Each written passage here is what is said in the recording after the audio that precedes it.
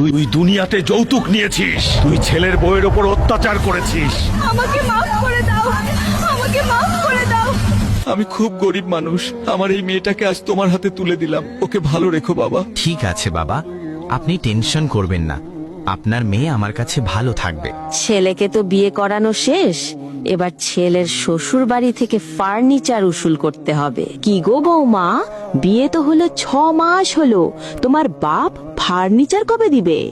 মা, আসলে আমার বাবা তো গরিব চাষা, আমার বাবার কাছে টাকা নেই। ও সব বাহানা আমি শুনতে চাই না বৌমা। আমার বাড়িতে থাকতে হলে ফার্নিচার আনতেই হবে। এই শোনো, তোমার মা আমাকে আসতে যাইতে ফার্নিচারের জন্যই খোটা দেয়। উনি কি জানে না যৌতুক নেওয়া হারাম? তুমি কান্না করো না, আমি আজকে রাতে মায়ের সাথে কথা বলবো। কি ব্যাপার মা, তুমি নাকি আমার শ্বশুর বাড়ি থেকে ফার্নিচার চাচ্ছ? হ্যাঁ চাচ্ছি, তুই এসব বিষয়ে কোনো নাক গলাবি না। আমি যা করছি তোর ভালোর জন্যই করছি। বাবা, আমি ভালো নেই, আমার শাশুড়ি সব সময় আমাকে ফার্নিচারের জন্য খোটা দেয়। তুমি যে করে হাও ফার্নিচারের ব্যবস্থা করো। মা, তুই চিন্তা করিস না, আমি আছি তো। আমি শিগগিরই একটা ব্যবস্থা করব। তাড়াতাড়ি জমির দলিলটা আলমারি থেকে বের করে জমিদার সাহেবের কাছে নিয়ে যাই।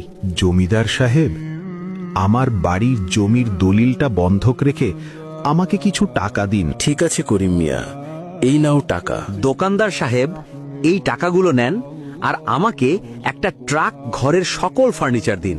ঠিক আছে চাচা, আমি ব্যবস্থা করে দিচ্ছি।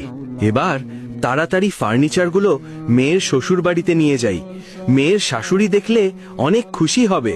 মা দেখ, আমি চলে এসেছি। বাবা, তোমাকে কতদিন পরে দেখেছি। হয়েছে, এত নাটক দেখানো লাগবে না। যাও, উঠান ঝাড়ু দাও। কি ব্যাপার বিআই মশাই, সব ঘরের ফার্নিচার দিলেন, তো টিভি আর ফ্রিজ কোথায়? সেটা আনলেন না কেন?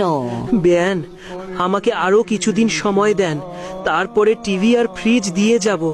এইবার যে করি হোক, টিভি আর ফ্রিজ উসুল করতে হবে। কি ব্যাপার বৌমা, তোমার বাপকে বলেছে তো টিভি ফ্রিজ দেওয়ার কথা? না মা, আমার বাবা আর কিচ্ছু দিতে পারবে না। তোর এত সাহস, মুখে মুখে তর্ক করছিস? মা, আমার চুল ছাড়েন, আমি ব্যথা পাচ্ছি। হে আল্লাহ, আপনি আমার শাশুড়িকে হেদায়েত দান করুন। আমার উপর জুলুম হওয়া প্রত্যেকটা বিচার আমি আপনার কাছে দিলাম। আমার বুকে ব্যথা, আমার বুকে খুব ব্যথা।